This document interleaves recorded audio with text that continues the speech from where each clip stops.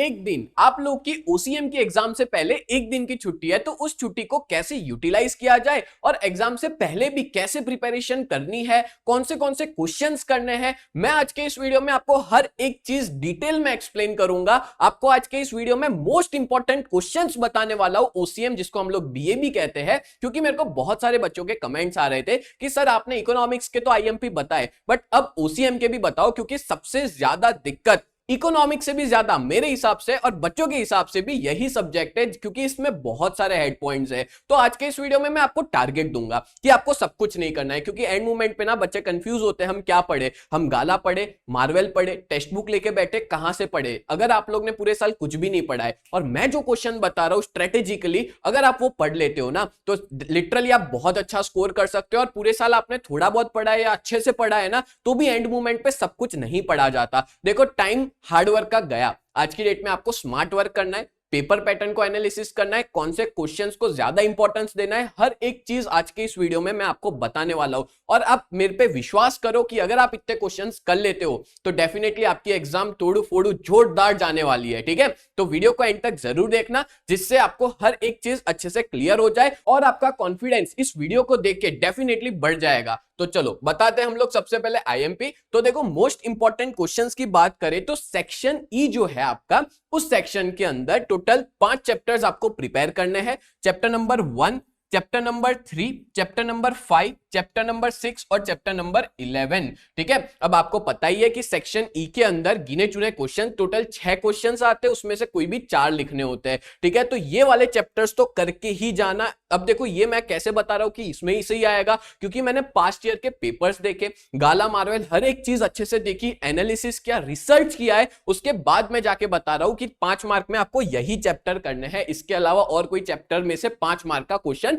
नहीं आएगा। और सच बता रहा हूं, मैं जिस हिसाब से पैटर्न बता रहा हूं वो फॉलो करोगे तो आपकी पढ़ाई बहुत इजी हो जाएगी। ठीक है, आप प्रॉपर तरीके से पढ़ पाओगे। और देखो, मैं आपको टारगेट दे रहा हूं, अगर आप लोग ये टारगेट फिनिश कर लेते हो तो कमेंट जरूर करना कि sir section E completed, section D completed, section C completed. क्योंकि आज के इस वीडियो में मैं 3 सेक्शन बताऊंगा। सेक्शन डी पहले बताऊंगा, सेक्शन ई, फिर सेक्शन डी, फिर सेक्शन सी। अब जो 2 सेक्शन बचे ए और बी, ये दोनों सेक्शन ऐसे हैं जिसमें आपसे सब कुछ आ सकता है, 12 के 12 चैप्टर्स में से कुछ भी पूछा जा सकता है। और उसके लिए मैं आपके लिए लेके आऊंगा मैराथन। अगर आप लोग रेडी हो मैराथन के लिए तो कमेंट में जरूर बताना कि सर मैराथन जल्द से जल्द लेकर के आइए। और एग्जाम्स के एक दिन पहले मैं आपको गारंटी देता हूं, सेक्शन ए मेरे भरोसे छोड़ दो, पूरा सेक्शन ए बढ़िया तरीके से सॉल्व करवा दूंगा। हर एक अच्छे पॉसिबल क्वेश्चंस मैं आपको उस मैराथन सेशन के अंदर समझाने वाला हूं। ठीक है, चलो तो पहले देख लेते हैं सेक्शन ई के मोस्ट इंपॉर्टेंट क्वेश्चंस। तो पहला चैप्टर है जिसमें से मैं आपको 3 क्वेश्चंस दे रहा हूं, ये 3 क्वेश्चंस करके जाना जो मोस्ट इंपॉर्टेंट है, मोस्ट आईएमपी है। जिसमें पहला है draw diagram of different levels of management, explain functions of different level of management. ठीक है, डायग्राम ड्रॉ करना है और आपको अलग अलग फंक्शंस बताने, चाहे फिर टॉप लेवल हो, मिडिल लेवल हो या बॉटम लेवल हो। ठीक है, अब देखो तीनों 3 मैं इसलिए बोल रहा हूं क्योंकि ये क्वेश्चन 3 मार्क में भी आ सकता है, 2 मार्क में भी आ सकता है। सो दैट्स व्हाई आप लोग अच्छे से सारे लेवल्स के फंक्शंस करके जाना। ठीक है, दूसरा क्वेश्चन है difference between levels of management. ये वाला क्वेश्चन काफी बार आया है। अब देखो, लेवल्स ऑफ मैनेजमेंट में ऐसा भी पूछ सकते हैं कि टॉप और मिडिल लेवल के डिफरेंस बताओ या मिडिल लेवल और बॉटम लेवल के डिफरेंस बताओ। तो मैं कहूंगा इस चैप्टर में ये 2 क्वेश्चंस तो सबसे ज्यादा आईएमपी है, ये तो आपको करने ही है। ठीक है, तीसरा क्वेश्चन मैं दे रहा हूं, कोऑर्डिनेशन को डिफाइन करना है और उसकी कैरेक्टरिस्टिक्स बतानी है। और ये वाला क्वेश्चन भी सेक्शन डी में आ सकता है। अब देखो, कंडीशन ये है कि मैं जो आईएमपी बता रहा हूं ना, उसमें आपको पूरा पढ़ना है। मतलब जैसे मान लो यह मैंने तीनों 3 मैनेजमेंट के वो बताए हैं लेवल्स, तो तीनों 3 मैनेजमेंट के फंक्शंस,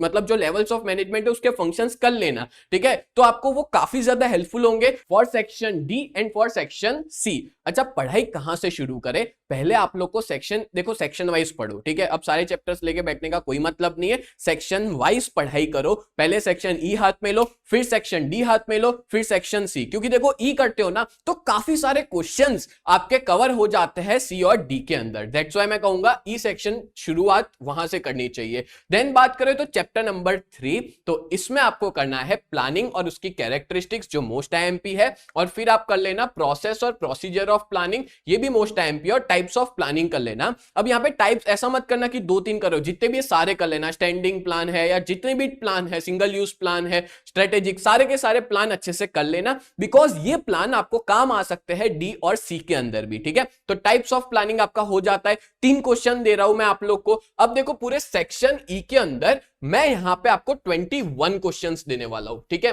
21 क्वेश्चन कर लो, सेक्शन ही क्लियर, 20 मार्क पक्के, क्योंकि सेक्शन ही आपका 20 मार्क का आएगा। टोटल 6 क्वेश्चन देके रखे होंगे, उसमें से आपको कितने करने हैं, कोई भी 4 अटेम्प्ट करने हैं, ठीक है। और आप ऑप्शन में भी छोड़ सकते हो, अगर ये कर रहे हो और इसके अलावा तो आएगा ही नहीं, अगर आता भी है तो भी ऑप्शन में छूट जाएगा, ठीक है। तो इतना तो करना ही है आप लोग को। चैप्टर नंबर 5 की बात करें तो चैप्टर नंबर 5 के अंदर आपको पढ़ना है what is recruitment, discuss in detail internal and external source of recruitment, ये मोस्ट आईएमपी है, और उसमें भी सबसे ज्यादा बार पूछा गया हो तो वो है एक्सटर्नल सोर्स ऑफ रिक्रूटमेंट, ठीक है। एक्सटर्नल काफी बार पूछा गया, इंटरनल भी पूछा गया, बट एक्सटर्नल के चांसेस ज्यादा है, और ये वाले क्वेश्चन आपको 3 और 2 मार्क में भी देखने को मिल सकता है, ठीक है। देन बात करें explain the selection procedure in short, selection procedure हमको बतानी है शॉर्ट में, ठीक है। ये भी मोस्ट आईएमपी क्वेश्चन है, सिलेक्शन प्रोसीजर जो है वो। अब ये जो सिलेक्शन प्रोसीजर है ना, उसके हेड पॉइंट सब करना, और अंदर के जितने भी पॉइंट्स है ना अच्छे से याद कर लेना, बिकॉज इसमें से क्वेश्चन निकल के आ सकता है सी और डी में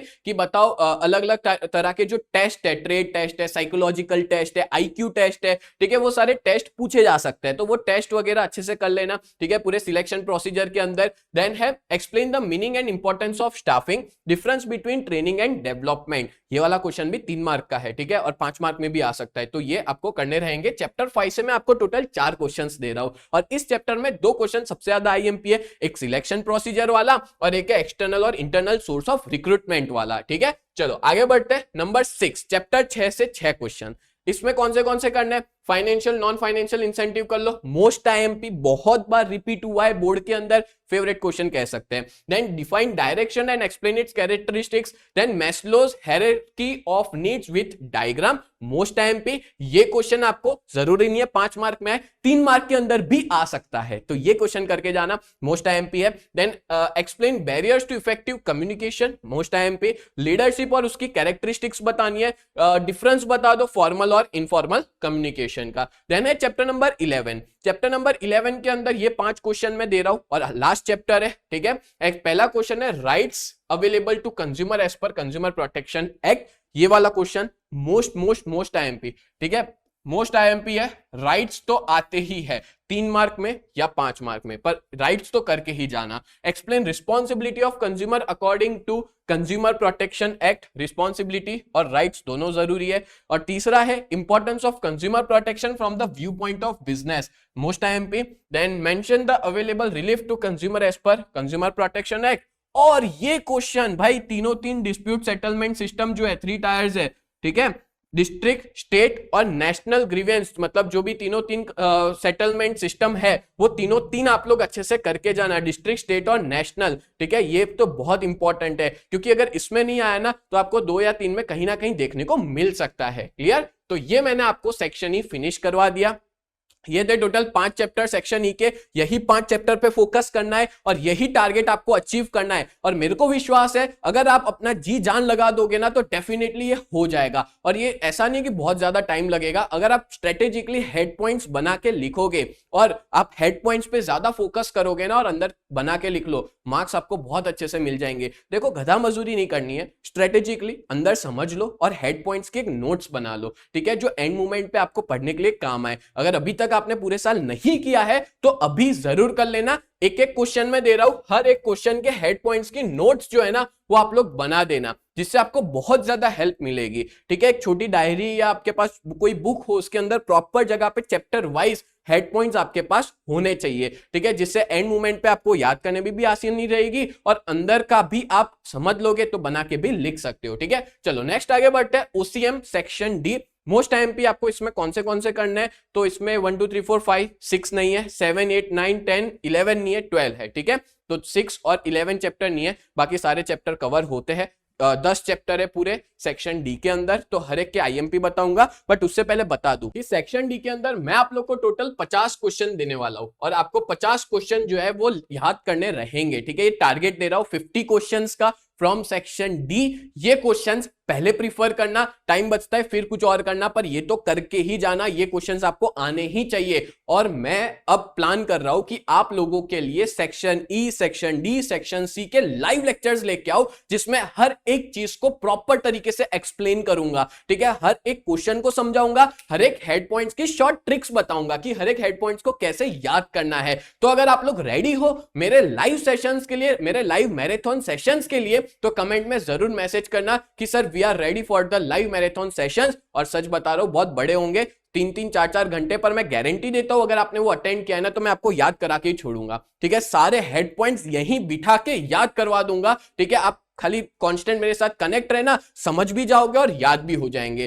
तो गारंटी दे रहा हूं, ठीक है। आप समझ लो कि आपका ओसीएम का पूरा जो जिम्मा है वो मैंने ले लिया है। अब मैं आपको हर एक क्वेश्चन अच्छे से पढ़ाऊंगा और याद करवाऊंगा, ठीक है। चलो तो देखते हैं कौन से मोस्ट इंपॉर्टेंट क्वेश्चंस है।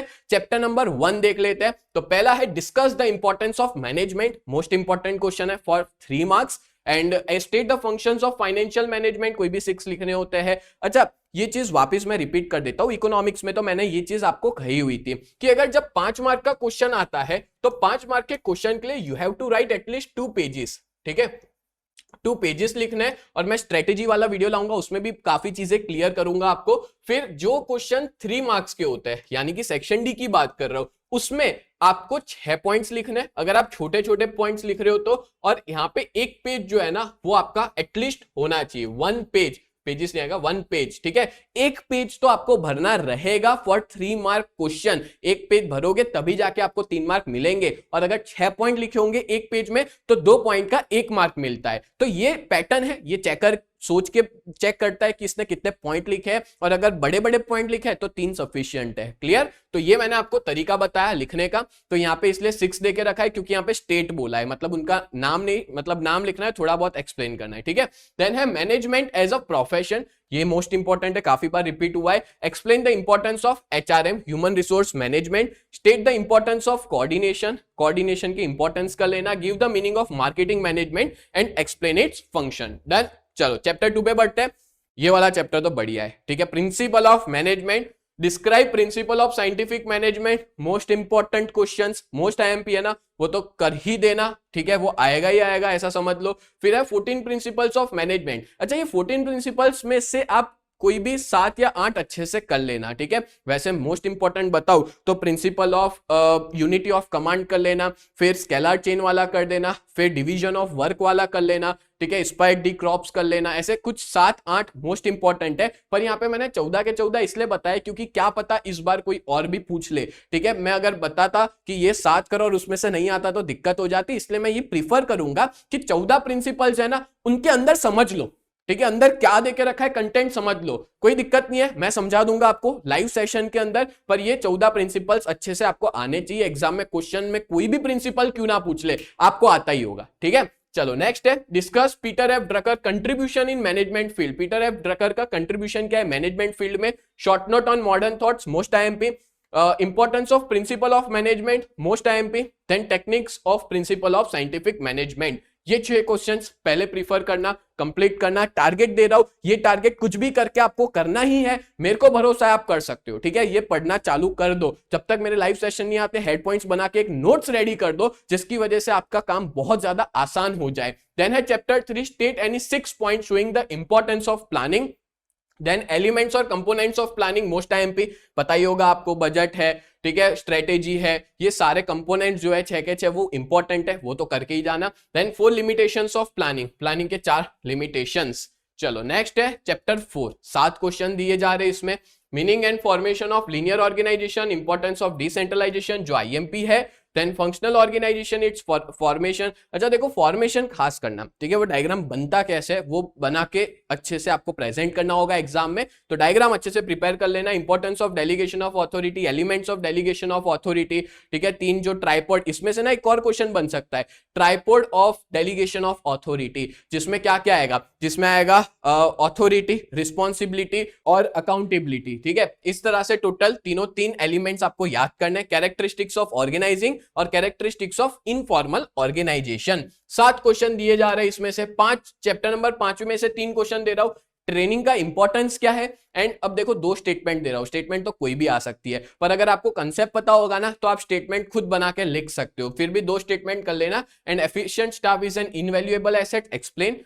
Training is an expensive but is absence is more so, ठीक है, एक्सप्लेन। अगर आप इंपॉर्टेंस कर लेते हो ना तो ये दो क्वेश्चन अपने आप आपको आ जाएंगे, ये दो इससे ही जुड़े हुए, ठीक है। अगर आप इंपॉर्टेंस कर लेते हो तो ये दोनों क्वेश्चन अपने आप आ जाएंगे। तो अगर मैं ऐसा कहूं कि इस चैप्टर में मैंने एक ही क्वेश्चन दिया है तो भी चलेगा, ठीक है, ये कर लोगे दोनों अपने आप क्लियर हो जाएगा। देन है चैप्टर नंबर 7, पहला explain characteristics of controlling, most IMP है। देन है last stage of controlling process. अब देखो last stage of controlling process में ऐसा भी एग्जाम में पूछ सकते हैं, explain corrective measures of the stages of controlling process, ठीक है, ये भी पूछ सकते हैं, most IMP. Mention the relation between planning and controlling, most IMP. Planning and controlling are two sides of the same coin, explain. तो ये थे total 4 most IMP question controlling वाले चैप्टर से, चैप्टर 7 फॉर सेक्शन डी। फिर है chapter 8, इसमें 5 question दे रहा हूं, ये वाला खास करके जाना, फिक्स, वर्किंग कैपिटल और फिक्स और वर्किंग कैपिटल के डिफरेंस, ठीक है। फिर वर्किंग कैपिटल की कैरेक्टरिस्टिक्स, और ये वाला भी काफी बार मैंने देखा हुआ है प्रीवियस ईयर के पेपर्स में, ठीक है। ग्रॉस वर्किंग कैपिटल भी पूछा गया है और नेट वर्किंग कैपिटल भी पूछा गया है, ठीक है। Then objectives of financial management और 6 factors affecting working capital, working capital को कौन से 6 फैक्टर अफेक्ट करते हैं, ये क्वेश्चन करना है। नेक्स्ट 9 चैप्टर से 6 क्वेश्चन दे रहा हूं, स्क्रीनशॉट लेना हो तो ले सकते हो, लिख रहे हो तो लिख भी देना। Any 6 function of stock exchange, share market का हो सेकेंडरी मार्केट का हो, एक ही बात है, मोस्ट आईएमपी क्वेश्चन है, ठीक है। 6 फंक्शन लिखने हैं। Give explanation about treasury bill, treasury bill के बारे में लिख लो, यहां कर लोगे। सेक्शन सी में क्वेश्चन आता है व्हाट इज ट्रेजरी बिल, वो भी आपका हो जाएगा, ठीक है। Mention the characteristics of money market, easy है। Next write note on NSDL या शॉर्ट नोट ऑन डिपोजिटरी, देखो डिपोजिटरी आए तो एनएसडीएल तो अपने आप आ ही जाएगा, सीडीएसएल और एनएसडीएल है, दो ही तो डिपोजिटरी है, और दोनों डिपोजिटरी के बारे में भी आ सकता है या सिर्फ एनएसडीएल के बारे में भी पूछ सकते हैं। Done. Explain meaning and characteristics of primary market and functions of SEBI, security exchange board of India, ये मोस्ट इंपॉर्टेंट है, ठीक है। और ये वाला था मोस्ट इंपॉर्टेंट, और मैं बताऊं नेक्स्ट मोस्ट इंपॉर्टेंट तो ट्रेजरी बिल कर लेना। डन। चलो नेक्स्ट आगे बात करें, चैप्टर नंबर 10, 5 क्वेश्चन दिए जा रहे हैं। Mention the characteristics of good salesman, most IMP question. Then which activities are included in public relation, या तो फिर रोल ऑफ पब्लिक रिलेशन क्या है, पब्लिक रिलेशन के रोल भी कर लेना। Then factor affecting price of a product, difference between selling and marketing, explain sales promotion technique, most IMP, ठीक है। 2 क्वेश्चन मोस्ट आईएमपी है इसमें। चैप्टर 12, 11 तो आता नहीं है, 12 है। What steps are taken by Indian government as per liberalization, most IMP. Meaning of globalization, state its positive and negative. देखो ग्लोबलाइजेशन और प्राइवेटाइजेशन, ये दोनों के, ग्लोबलाइजेशन और प्राइवेटाइजेशन, इन दोनों के पॉजिटिव और नेगेटिव दोनों आपको आने चाहिए, ठीक है, दोनों कर लेना, पॉजिटिव और नेगेटिव। और note on factor affecting business environment, importance of business environment, ठीक है। 50 क्वेश्चन दे रहा हूं सेक्शन डी में, और ये सेक्शन डी का लाइव सेशन में आप लोग को लेके आऊंगा जहां पे एक एक चीज एक्सप्लेन करने वाला हूं, ठीक है। तो ये मैंने 50 क्वेश्चन आपको दे दिए सेक्शन डी से, जो कि मोस्ट आईएमपी थे, ये तो आपको आने ही चाहिए। अब बात करते हैं सेक्शन सी की। सेक्शन सी में वैसे तो बहुत ज्यादा हो रहे थे, बट काट फूट के मैंने कुछ लिमिटेड क्वेश्चंस आपके लिए लेके आया हूं। वैसे आपको डर जाओगे, बोलोगे सर इतने सारे, वैसे है 75। अब देखो सेक्शन सी सबसे बड़ा सेक्शन होता है आप लोग के एग्जाम के अंदर, और बच्चे जो है ना वो सेक्शन डी और सी में इतने फ्रस्ट्रेट हो जाते हैं कि लास्ट सेक्शन ई पहुंचते पहुंचते उनका दिमाग एग्जॉस्ट हो जाता है, ठीक है। तो पर वो कब होता है पता है, जब उन्होंने प्रिपरेशन उतने अच्छे से ना की हो, क्योंकि बहुत ज्यादा बना के लिखने का आता है ना, तो मतलब कितना ही फेंकोगे आप, ठीक है। तो उसके लिए मैं प्रिपरेशन आपको करवाऊंगा। देखो आपको ना हमेशा सेक्शन सी और डी लिखते वक्त यही चीज याद रखनी है कि जितना पूछा गया है उतना लिखना है। मैंने बताया कि सेक्शन डी में आपका 1 पेज होना चाहिए, तो ऐसा नहीं है कि 2-2 3-3 पेज भर के एक आंसर में टाइम बिगाड़ रहे हो, 1 पेज ही लिखना होगा, ठीक है। फिर सेक्शन सी की बात करें तो यहां पे आपको लिखने होते हैं 4 पॉइंट्स, 4 पॉइंट्स लिखो या तो 2 पॉइंट्स लिखो। और कितना बात करें पेज कितना भरना चाहिए, तो आपका पेज 50 to 75% आपका पेज भरना चाहिए एक आंसर में, डिपेंड करता है, बट 50% तो भरना ही चाहिए, ठीक है, सेक्शन सी के अंदर। वैसे ये सेक्शन होता बहुत इजी है, बहुत एक एक लाइन लिख रहे हो तो 4 पॉइंट, अगर आप थोड़ा कंटेंट लिख रहे हो तो 2 पॉइंट सफिशिएंट है फॉर सेक्शन सी। और इसमें आपको कौन से चैप्टर प्रिपेयर करना है, 1 2 3 4 मत करना, 5 6 7 8 9 10 11 12 सारे के सारे ही है, खाली एक ही चैप्टर नहीं है, चैप्टर नंबर 4, बाकी सारे चैप्टर में से सेक्शन सी में आ सकता है। तो शुरू करते हैं कौन से मोस्ट इंपॉर्टेंट क्वेश्चन जो सेक्शन सी में आपको आने चाहिए। ये सारे क्वेश्चन ना 2-2 मिनट के, एक बार रीड कर लोगे, समझ लोगे, आगे बढ़ जाओ, ज्यादा टाइम मत बिगाड़ना इसके अंदर। पहला है who are including top level management, एकदम इजी है। Management is both art and science, अगर ऐसा भी पूछे कि explain management as an art या explain management as a science तो भी आपको आना चाहिए। फिर what factor are involve in pricing decision, then how does management benefit to the society, what is functional area of management, main objective of marketing management. तो ये 6 question कर लोगे तो काफी कुछ कवर हो जाएगा चैप्टर 1 में। फिर चैप्टर 2 में what is rule of thumb कर लो, साइंटिफिक मैनेजमेंट क्या होता है वो कर लो, into which 6 part Henry Fayol divided his entrepreneur activity, and explain Frederick Taylor contribution in thoughts of classical theory, explain Taylor's differential wage rate study। ठीक है, इस तरह से 5 क्वेश्चन मोस्ट आईएमपी दे रहा हूं। देन आगे बात करें तो chapter number 3 planning is an expensive process, then what do you mean by determination of objective, what is the need of strategy, planning should be flexible, why primary is a planning is a primary function of management, explain। अच्छा देखो, statement की बात करें तो statement कुछ भी पूछा जा सकता है, ठीक है, तो आप स्टेटमेंट कोई भी आए, क्या पता प्लानिंग की कोई भी कैरेक्टरिस्टिक्स को उठा के दे दे और बोले एक्सप्लेन, ठीक है, तो कैरेक्टरिस्टिक्स वगैरह आपने किया होगा तो स्टेटमेंट आसानी से कर पाओगे। जैसे प्लानिंग जो है वो फ्लेक्सिबल है, वो उसकी कैरेक्टरिस्टिक्स है, ठीक है, तो आप यहाँ पे अच्छे से अटेम्प्ट कर पाओगे। तो मैंने वही कहा ना कि अगर आप सेक्शन ई जब कर लेते हो तो सी और डी आपके लिए बहुत इजी हो जाता है, ठीक है। अगर आपने सेक्शन ई के अंदर ही कैरेक्टरिस्टिक्स ऑफ प्लानिंग कर लिया है तो ये क्वेश्चन हो गया आपका, ये क्वेश्चन हो गया, ठीक है, 2 क्वेश्चन तो अपने आप ही हो गए, ठीक है। इसके अलावा planning is an expert limitation कर लिया जो मैंने आपको सेक्शन डी में दिया है, तो ये क्वेश्चन भी हो गया। तो देखने जाए तो इसमें मैं 2 ही क्वेश्चन दे रहा हूं, समझे। मेरी स्ट्रेटेजी क्या है कि अगर आप बड़े सेक्शंस पहले करते हो ना तो बहुत कुछ कवर हो जाता है, तो ऐसे प्लानिंग के थ्रू पढ़ा जाता है, सब कुछ लेके नहीं बैठा जाता। अब देखो, बहुत से बच्चों को दिक्कत ये भी होती है कि सर मेरे को कंटेंट तो आता है पर कौन से क्वेश्चन में कौन सा आंसर लिखना ना, वहां गड़बड़ हो जाती है, ठीक है। कैरेक्टरिस्टिक्स में इंपॉर्टेंस लिख के आ गया, इंपॉर्टेंस के अंदर कैरेक्टरिस्टिक्स लिख के आ गया, सो दैट्स व्हाई क्वेश्चन भी मैं दे रहा हूं जिससे आपको समझ में आए कि एक्चुअल में क्वेश्चन कैसे आते हैं, ठीक है। सीधा सीधा नहीं दे रहा हूं, एक्सप्लेन सब लिख के दे रहा हूं जिससे आपको समझ में आए कि इस तरह से क्वेश्चन पूछा जा सकता है, तो आप कनेक्ट कर पाओ आंसर के साथ, ठीक है। देन है staffing is like a different limbs of organization, explain the statement, staffing is not merely an employee welfare activity, why, ये सारे स्टेटमेंट ही है। What can be known through trade test, psychological test, IQ test, aptitude test, ये चारों test है ना, उनके बारे में पता लगा लेना, याद कर लेना, ठीक है, क्या होता है। वैसे अगर ये क्वेश्चन आपने सिलेक्शन प्रोसीजर अच्छे से किया है तो ये क्वेश्चन आ ही जाएगा, ठीक है, क्योंकि उसमें मैंने कहा था अभी थोड़ी देर पहले कि सारे के सारे टेस्ट अच्छे से याद कर लेना, सी में आपको बहुत हेल्पफुल हो जाएंगे। तो ये क्वेश्चन तो गिना ही नहीं जाएगा अगर देखने जाए तो। Mention the names of types of test conducted for selection process, नाम बताने, ये 4 नाम है, वही नाम बता दो, ठीक है। देन है व्हाट इज वेटिंग लिस्ट, काफी इंपॉर्टेंट है, वेटिंग लिस्ट क्या है। रिक्रूटमेंट और सिलेक्शन के डिफरेंस बता दो।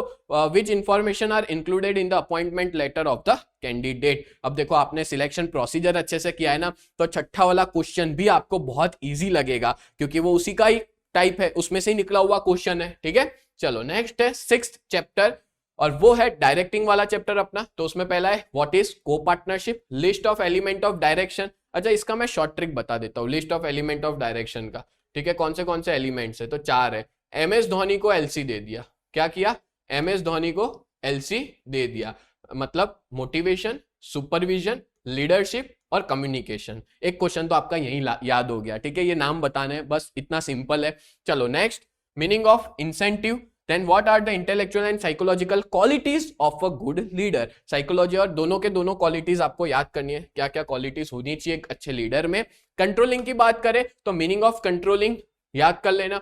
Planning is the father of controlling, explain. Controlling is a constructive activity, explain. अगर आप कैरेक्टरिस्टिक्स कर लेते हो कंट्रोलिंग की तो ये सारी चीजें आई जाएगी, ठीक है, उसको constructive activity. What is mean by standard, ठीक है, and at which level management standard are decided, how is controlling and internal process, stages of controlling process. अब कंट्रोलिंग प्रोसेस के स्टेजेस आपने किए है तो आपको याद होगा, मैंने पहले वाले सेक्शन में दिया था लास्ट स्टेज ऑफ कंट्रोलिंग, ठीक है, काफी कुछ हेल्प हो जाती है। देन है chapter 8 what is production cycle, capital structure is a mixture of owner and owners capital and debt, explain. फिर है what is ideal capital structure, फिर है working capital mean circulating capital in business, explain. What does the objective of owners maximum economic welfare means, draw chart of type of capital structure, discuss characteristics of fix capital. Total 7 अलग अलग points यहाँ पे मैंने दिए हैं, 7 questions दिए हैं।